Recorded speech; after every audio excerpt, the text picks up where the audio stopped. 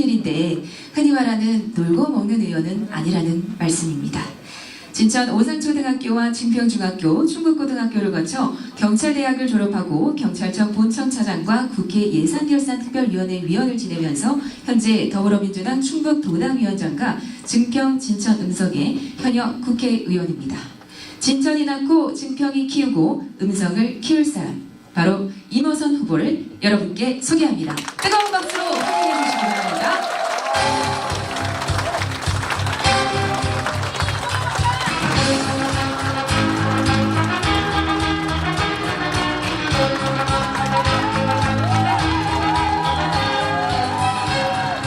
봄바람이 세차게 붑니다. 이 험하고 굳은 날씨에도 이렇게 참석해 주신 모든 분들께 큰 절로 인사 올리겠습니다.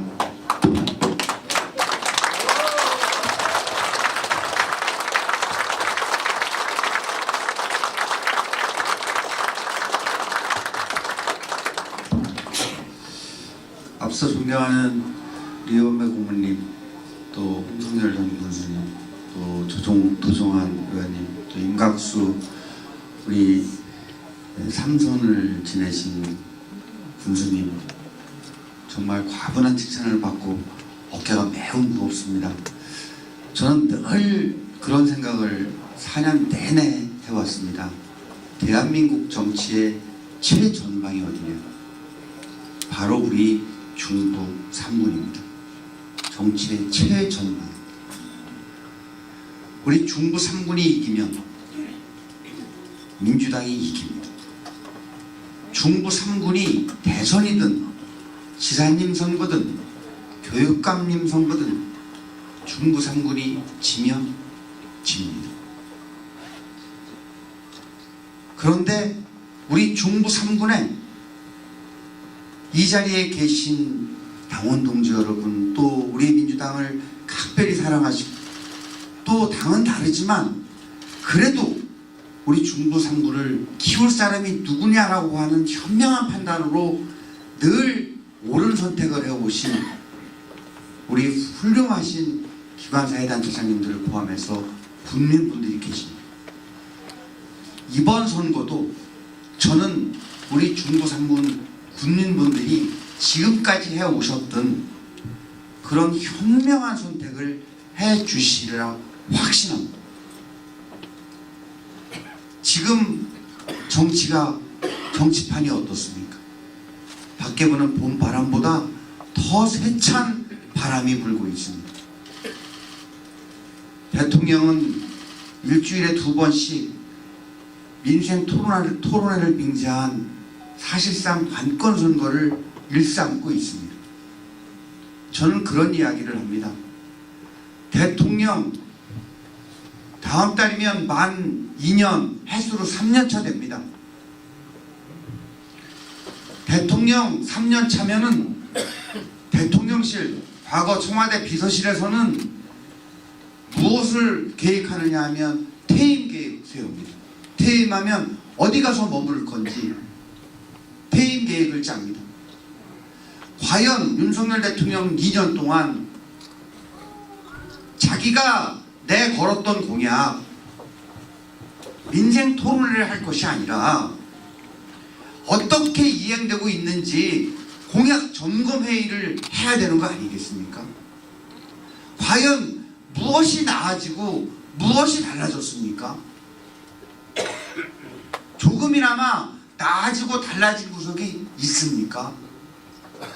저는 중간 평가를 말씀드리는 게 아닙니다.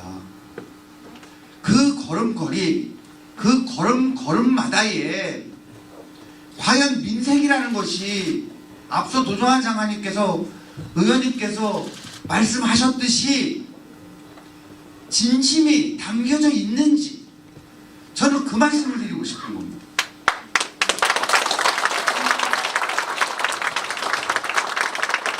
충북만 예를 들어보겠습니다. 우리 지역 현안만 예를 들어보겠습니다.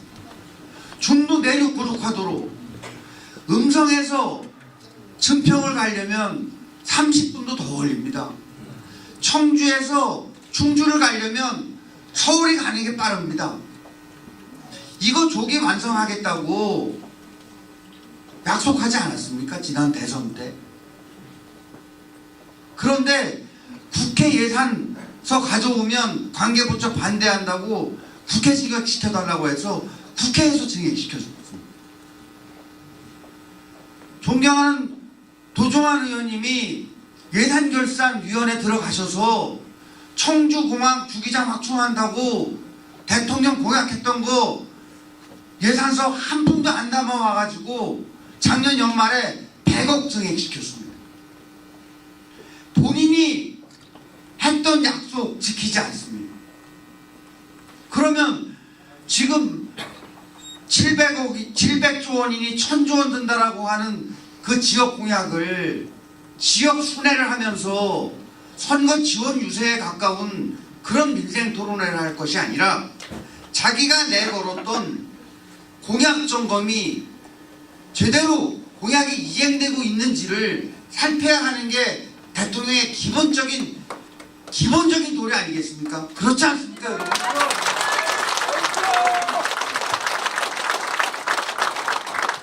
저는 감히 우리 지역의 군수님들이 꼭 민주당이라서가 아니라 정말 군정을 열심히 살피십니다. 지도가 달라지고 있습니다. 중부 3군의 지도가 달라지고 있습니다. 새로운 건물이 들어서고 아파트가 올라가고, 그런데 그거를 뒷받침하려면 경제가 잘 돌아가야 되지 않습니까? 그런데 어떻습니까? 도산하는 기업이 나오고 기업의 연체율이 높아지고 장바구니 물가는 오르고 실질소득은 주머니 사정은 점점 고단해집니다. 우리의 삶이 고달픕니다. 수박, 사과 이런 게 문제가 아닙니다. 쌀값, 진짜 문제는 쌀값입니다. 어떻습니까? 자기 약속 자기가 못 지키지 않습니까? 논농사마저 무너지면 이제는 우리 농촌 더 이상 지탱이 어렵습니다. 잘 아시다시피 곡물자급률 20%가 위협받습니다. 쌀을 포함한 식량자급률 40%가 위협받습니다. 그런데도 농촌 농업을 지키려는 생각이 있는 건지 없는 건지 양국관리법 거부권 행사했습니다. 저는 4월 총선 첫 번째 출발은 우리 민생과 서민을 진정으로 살피고 보살필 수 있는 정당 어딘가 거기에 정답이 있다고 생각합니다. 그렇지 않습니까, 여러분?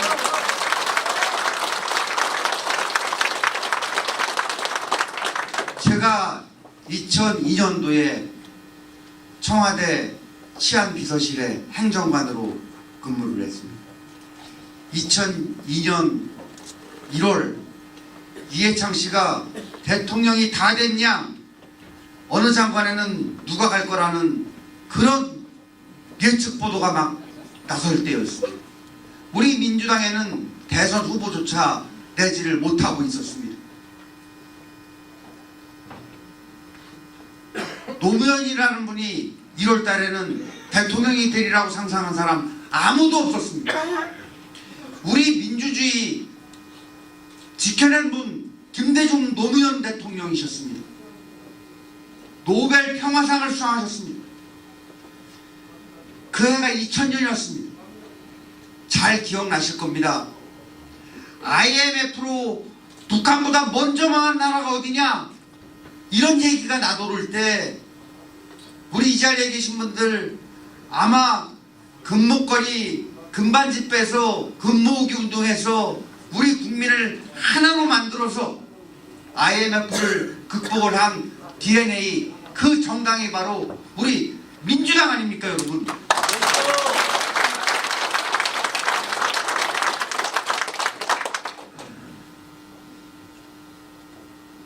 코로나 위기, IMF 때보다 오히려 더 어려웠다는 코로나 위기, 세계적으로 제대로 극복한 모범 선진국 문재인 정부가 해냈습니다. 우리 민주당의 DNA는 위기를 기회로 만드는 그런 DNA가 살아있습니다. 지금 민생이 어렵습니다. 이 자리에 계신 고모님들이 살아오신 역사 고스란히 우리 민주당의 DNA로 남아있습니다. 반드시 저희 민주당이 총선에서 승리한다면 민생 위기 극복해 낼 것입니다. 내야 합니다.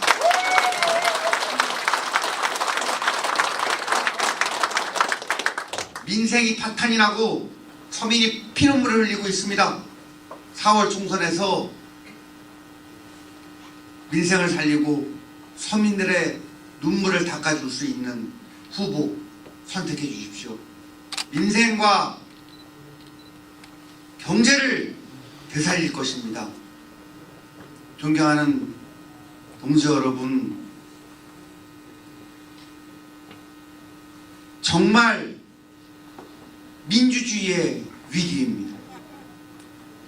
대한민국은 민주공화국이다.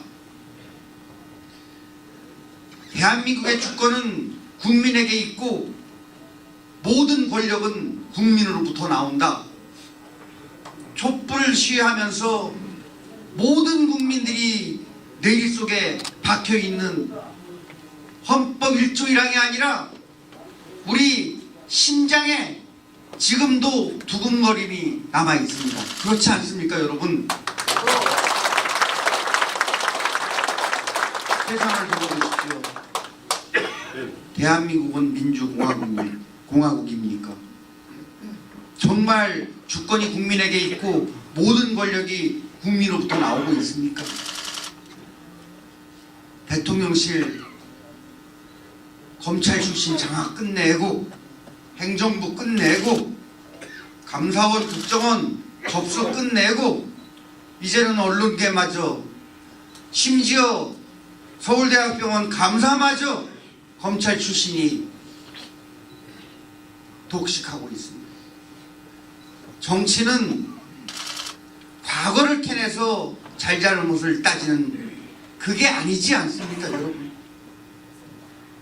청년, 장애인, 여성, 농업, 농촌 어렵고 힘든 구석구석을 살피고 그래서 미래를 앞당기는 그냥 두면 10년이 걸릴 미래를 5년이 걸릴 미래를 3년으로 앞당기기 위한 노력, 정치가 해내야 되는 거 아니겠습니까? 저는 이번 4월 총선 두 번째 의미, 정말 권력을 국민에게 돌려줘야 된다. 우리가 받아내야 된다. 이런 생각을 하는데 여러분은 어떻게 생각하십니까?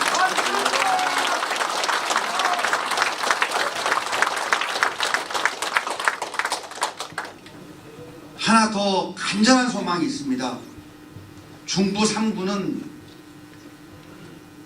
인구 소멸시대, 지방 소멸시대에 정반대로 날로 성장과 발전을 거듭하고 있는 대한민국 지방자치의 어떻게 보면 선진 모델입니다. 그 중심에 혁신도시가 있지만 혁신도시 때문만이 아니라 중부 3군의 운정을 잘 이끄시는 우리 공직자분들이 계시고 그걸 잘 뒷받침해 주시는 시민사회 기관 단체장님들이 계시고 또 존경하는 군민들이 하나된 마음이 계시기 때문입니다. 인구 소멸 대응기금 1년에 1조가 풀리고 있습니다. 우리 중부 3군 한 푼도 받지 못합니다. 증평 작년에 221명의 신생아가 태어났습니다. 0.7이라고 하는 정말 나라가 망할 수준, 100명이 있다면 0.72의 출산율이면 그 다음 세대는 36명이 태어난다고 합니다. 그 손자 때에 이르면 15명으로 줄어든다고 합니다. 이게 0.7입니다. 증평은 1.07입니다. 적어도 출산율이 2는 돼야 기본이 유지되는 사회 아니겠습니까? 그런데 그 아이들을 돌볼 시설이 없습니다. 지방 소멸 대응 기금을 써야 되는데 지원이 되질 않습니다. 이런 거 해결해야 되지 않겠습니까, 여러분? 풀어야 되지 않겠습니까?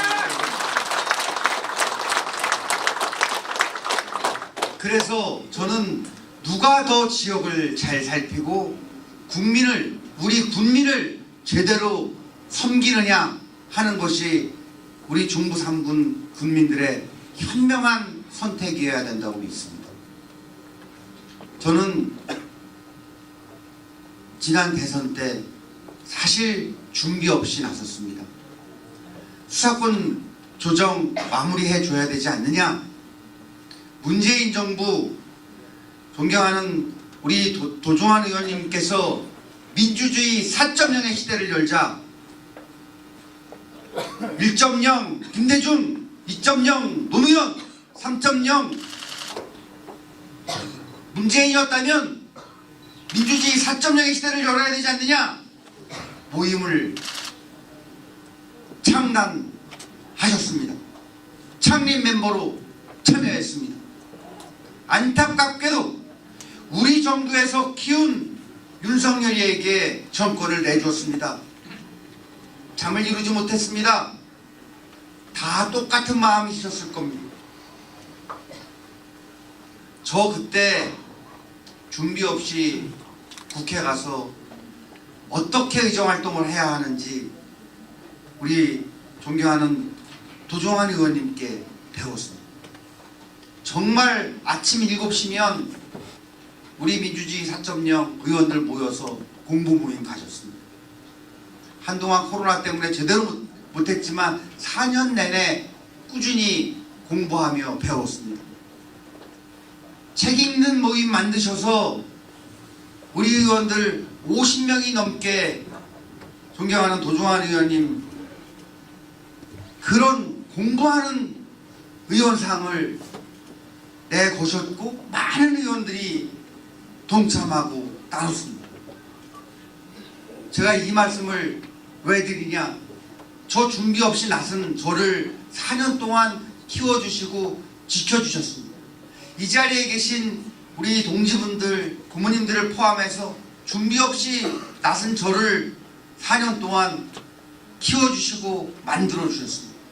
저 그때 이 자리에 계신 우리 선거 캠프 관계자분들 어땠습니까? 저 많이 부족하지 않았습니까? 군수님들께 10가지 공약 받아서 그걸 제 공약으로 삼아서 제가 그때 이 약속을 드렸습니다. 저 고향에서 출퇴근하겠습니다.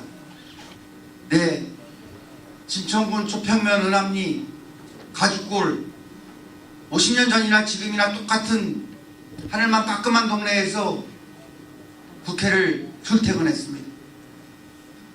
싸우지 마라, 제발 싸우지 마라 이런 말씀하시는데 어떻게 보면 정치는 싸움의 연장일지도 모르겠습니다. 아닌 걸 아니라고 할 때 싸움으로 번지는 경우가 왕왕 있습니다. 저 제대로 싸울지 모릅니다. 법안 소위 딱 한 번 빠졌습니다. 딱 한 번 빠졌습니다. 법안 소위 정말 증평에서 진천에서 출퇴근하면서 국회 출석률 10위 안에 제가 기록했습니다. 정말 성실하게 나름대로는 열심히 배워가면서 싸우면서 일하고 일하면서 싸우라는 말처럼 배워가면서 의정활동했습니다. 그럼에도 여전히 부족합니다. 더 열심히 하라는 질책으로 오늘 삼겠습니다. 더 군정을 열심히 뒷받침하라는 채찍으로 오늘 여기겠습니다. 그리하여 우리 중부 3군이 반드시 이번 총선에서 승리해서 존경하는 도종환 장관님, 도종환 의원님께서 못다 이루신 꿈, 지금 이렇게 어렵게 발걸음해 주신 이 걸음걸음 조금은 편안하시고 가볍게 저 이모선이 반드시 뒷받침하고 반드시 응원 드리도록 하겠습니다.